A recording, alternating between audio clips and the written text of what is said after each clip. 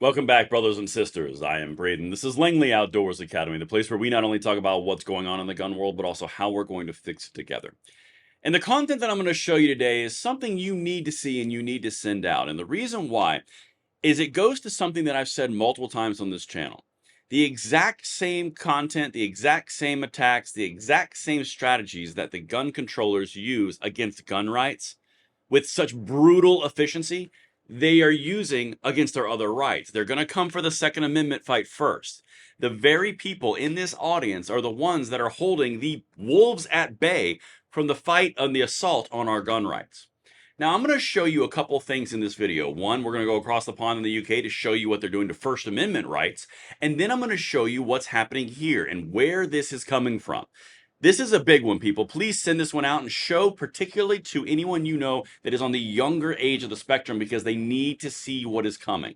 And of course, make sure you hit that like button, subscribe to the channel, turn the notification bell on. We are always about freedom here on this incredible opportunity to communicate with you. And let's get it. I cannot wait to hear what you guys think about this.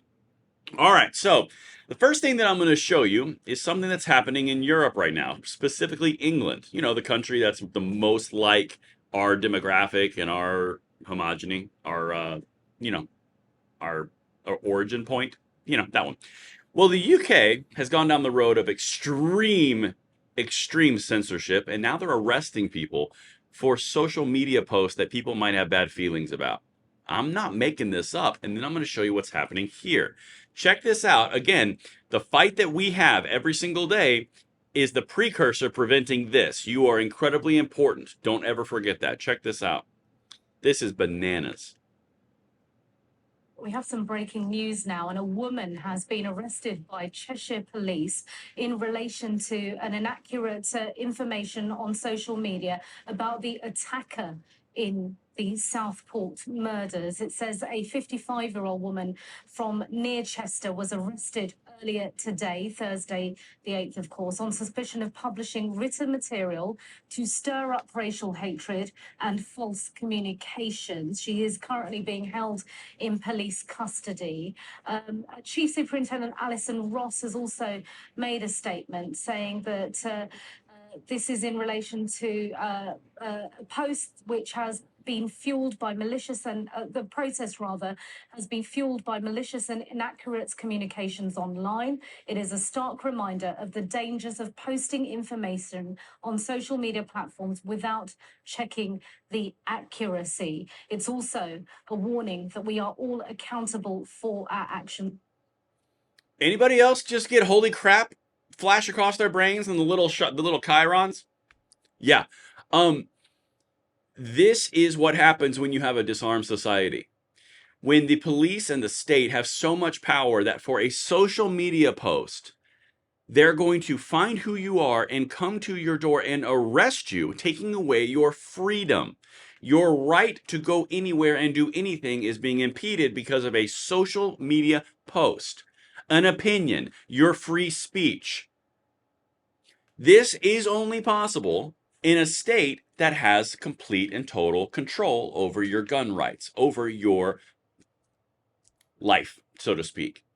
Now, if you look at FPC's post here, tyranny like this is one reason why you should have at least one AR-15. Now, that's their post, okay?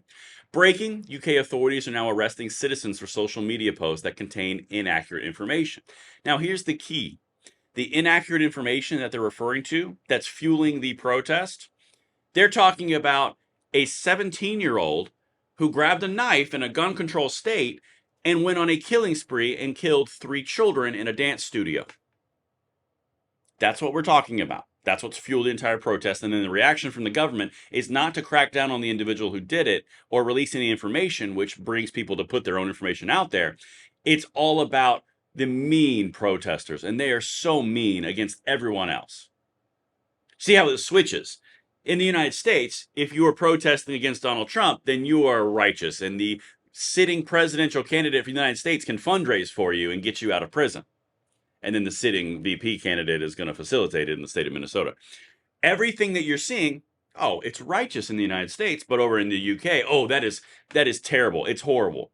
The government's going to sit down and arrest you for putting an opinion out that might infringe upon someone's feelings. All right? Now, let me show you what's happening here. Again, the two-way fight is the only thing that is holding this back from them going against the First Amendment. That's the point. All right, let me jump over to our sitting VP candidate who said this, and tell me if there's any correlation. This is really important for the next generation. Listen to this. I think we need to push back on this. There's no guarantee to free speech on misinformation or hate speech, and especially around our democracy. I think we need to put. Huh. You know what? Maybe you guys missed that. Let me play that again. And again, I'm going to show you these two things next to each other and show you this is the exact same contagion. I think we need to push back on this. There's no guarantee to free speech on misinformation or hate speech, and especially around our democracy. There's no free speech protections around misinformation, particularly around our democracy. So your free speech ends where they say it begins. Interesting, isn't it? Again, going back to the UK, you're seeing before and after.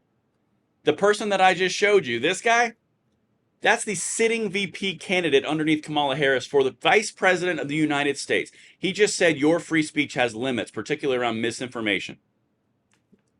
You're not seeing any parallels? This is the exact same guy who wants to take our gun rights from us, universal background checks, red flag laws. When taken in entirety, this is a very big concern. You are seeing what happens when you do not have a thorough and robust Second Amendment, when you do not have the protections and an entire community protecting the Second Amendment. This is why we're active. It's not because, oh my God, this sacred piece of metal. No, it's because it represents the freedom to prevent you from doing this exact same thing. You got the guys saying rhetoric right now in the United States, and in the UK, they are quite literally arresting people for misinformation around the opposition to what the government wants. Guys, this is what our fight is about. It is not about some nuanced detail of which gun they want to take and which one they don't. It is about this. And FPC brings up an interesting point. Because the Second Amendment was not made for hunting, it was made to prevent tyranny. What's happening in the UK is tyranny. Anyway, that's what I've got for you guys. Let me know what you think. Can't wait to see you on the next one. And thank you for being an amazing American, and I will see you then.